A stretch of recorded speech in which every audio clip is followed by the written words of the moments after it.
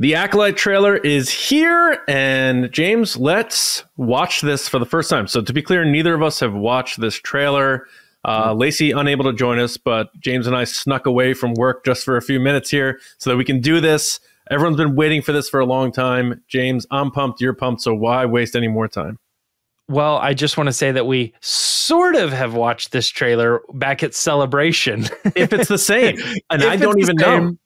Exactly. Yeah. Exactly. So I'm expecting different things. I don't really remember what I saw at Celebration. I didn't watch the cam footage, so I'm almost like being refreshed here, but I am ready to go. So we're going to watch it clean, talk about it for a minute, digest, maybe give it a second watch, and then we'll probably dive into it deeper on TRB Live Thursday. All right, here we go. Let's pull it up. Close your eyes. Your eyes can deceive you. We must not trust them.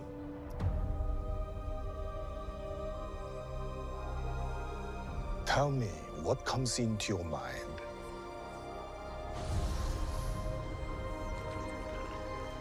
Life. Balance. I see fire.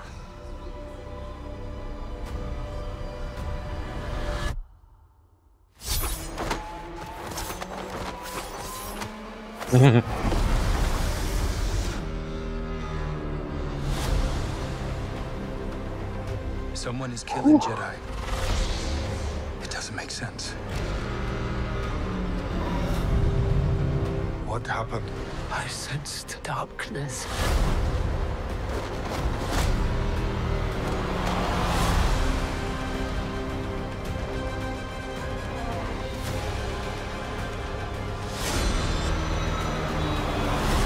This isn't about good or bad. This is about power. Great. And who is allowed to use it. What is that?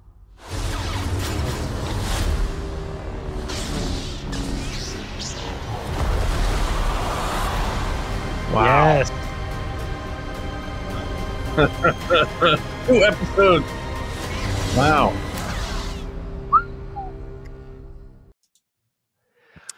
Wow. Man. All right. So I definitely didn't see all of that last year for sure. Correct. That looked to be like the same trailer extended. Maybe some things that were at Celebration were removed from this. I don't remember, obviously.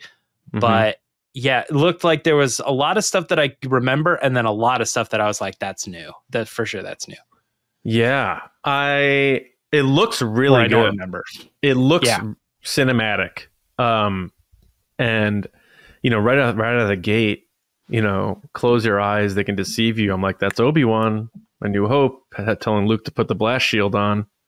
It's like you see, it makes it adds layers to everything, and it makes you realize, like, you know, Obi-Wan was taught that as well, and he carried that with him all those years. It's like very cool to see that, because it's not a bonk you on the head reference, but if you call back to it, it can mean something.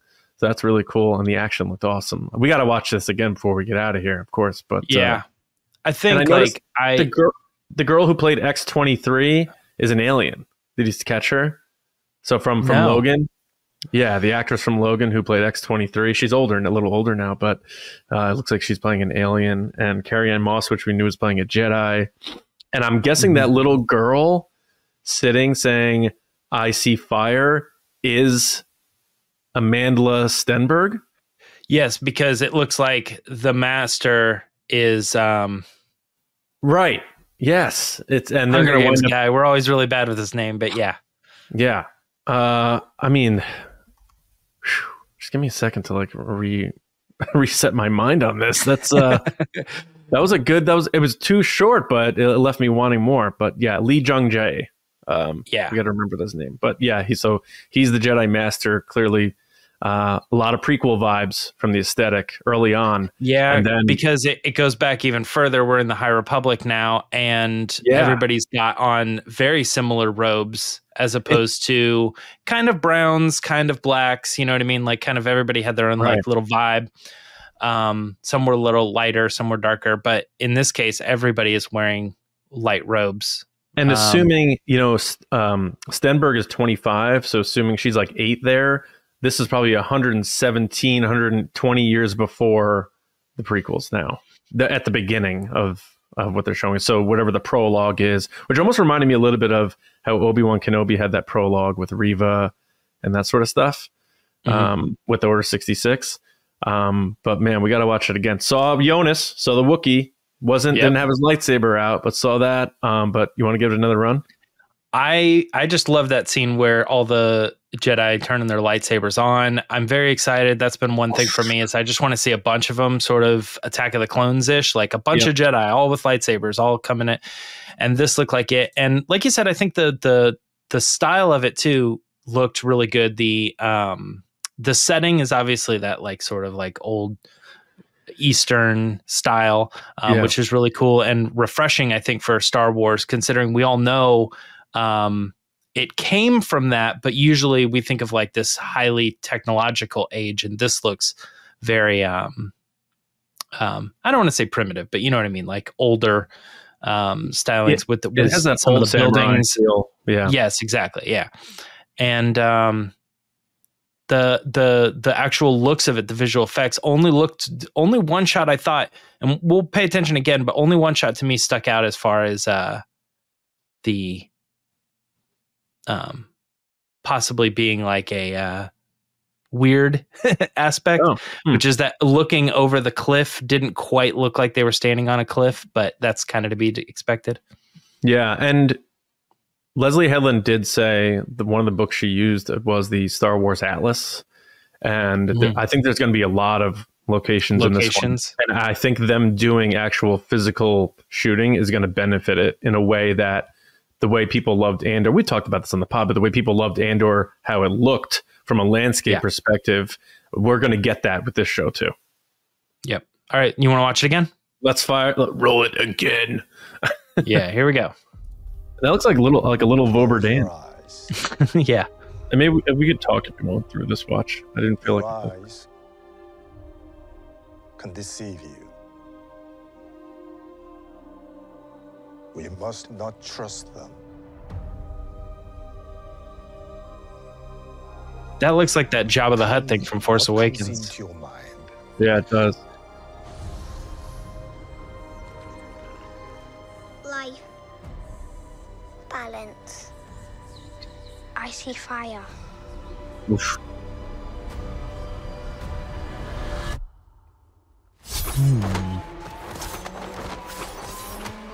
And this gives me like, even the fighting gives me not Matrix, but even like Crouching Tiger vibe. Yeah. Is she trying to kill that Jedi? I don't know. It doesn't make sense. What happened? I sensed darkness.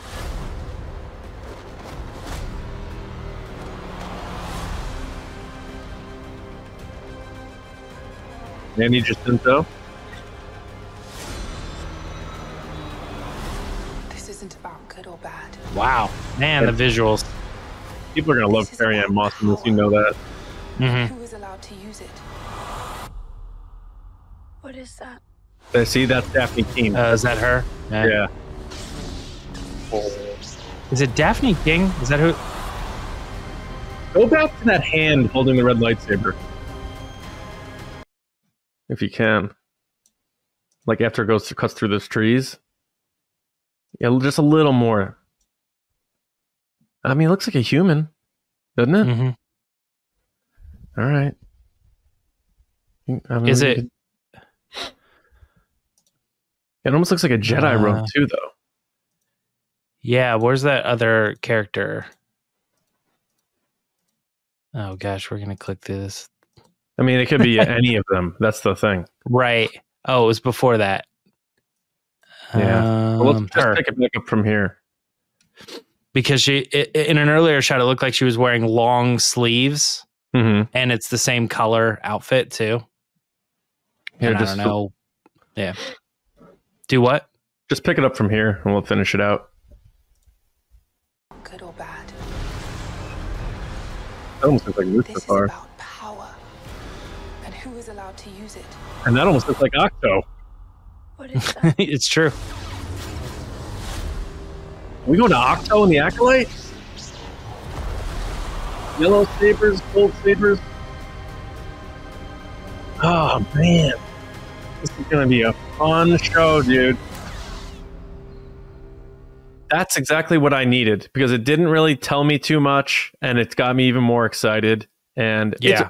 it's rare for them to put one out this soon because they've been sort of doing that condensed marketing where it's like a month before a show Correct. comes out. I usually say 6 weeks, and I looked at it and I was like, this is 11 weeks. That's far. I think a lot further of us than- expected, maybe after Bad Batch, like May 4th. So this is a delightful early arrival for this. And I don't know if that means more confidence or anything like that, or they just needed to get something out there to get people excited to get back on board with Disney Plus. But overall, I thought it was a really good trailer. It left me wanting more, and I think that's what you want out of a trailer. And I don't know if the music is going to be reflective of what's going to be in the show, but the trailer music sounded cool and not too cliche with like no bombs really. Overall, pretty solid. Yeah, I absolutely am excited. I think finally now we can sort of all have that conversation, whereas like, oh, the Acolyte, blah, blah, blah, blah. And we kind of talked about it a little bit for people who had seen that sneak preview. And it's nice to be able to talk with anybody about it, friends that barely follow Star Wars. But, I had a friend send over the poster and was like, what is this? And I was like, how do you not know? But then I understand it. So yeah, let's talk about that now. And I can have engaging conversations with many different people about what this show is going to be. I agree. I think this show will grab some more of the casual audiences that may not have been to some of the other stuff that's been coming out. It just looks pretty badass and cool. And actually, I think like you could argue The Mandalorian, but this is the first show that hasn't been like big name character, Boba Fett, Andor, Obi-Wan, but even Mandalorian is like, it's sort of like, it's about this guy or whatever. But this show, I know it's about the Acolyte, but at this point in time, everybody's on the same page. We don't know what's coming. Yeah. And I also think it has a nice blend of things people will like because it's going to be lore heavy without a doubt. It's going to explore the dark side of the Force and tells things about the Sith and their ancient history and perhaps even their future, which we are still in the shadows of as fans, especially from a live action perspective. And then, but it also has that physical, real aesthetic look to it that Andor had. But some people were like, oh, but Andor didn't have the lore. Mando maybe didn't look as great as Andor, but it had the lore. So now you're taking the best parts of both of those shows, putting them into this. This could end up being, in a vacuum, the best overall satisfying live action Disney Plus show to date. And when we were describing what we saw out of Celebration, I think that was my takeaway. I said, the Acolyte, it looks to me like it's Andor, except on the like Jedi Force side instead of the rebellion political side. Right. Yeah. And the Acolyte by definition is a follower, apprentice, assistant, or whatever. So are we like, is Amandla Stenberg going to be like this turncoat sort of dark side follower to who? I like it. It's making me ask questions. I like a mystery. This is supposed to be like this detective story. So this is right up my alley. I am more excited than I was even last year watching that footage on the big screen at Celebration. Here we are just about a year later, and now we're only 2.5 months away from two episode premiere too. 11 weeks that's now returning to Tuesdays like they did for Ahsoka. So they're going to be airing on Tuesdays instead of Wednesday morning. Right. Which means if all things play out the way they should in terms of the schedule, they're going to be looking at 3, 4, 5, 6, 7, 8. July 16th being the finale. And then that leaves plenty of room for whatever else is coming this year, which as of now, I believe is just Tales of the Jedi and Skeleton Crew. Interesting release schedule too, because that means that on July 4th will be 2 episodes from the finale. So everybody will be like, "Are you watching Acolyte? It's time to catch up, man. Time to catch up." Right, that's true. I just want to Just take binge a it look real quick, and then I'll come over to your house. We'll watch it, or that type of stuff. Yeah.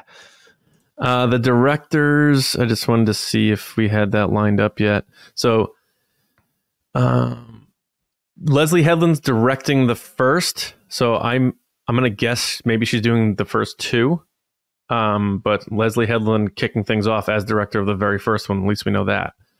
So probably a lot of that stuff we saw in the prologue, and that felt very prequel-y, High Republic style aesthetic.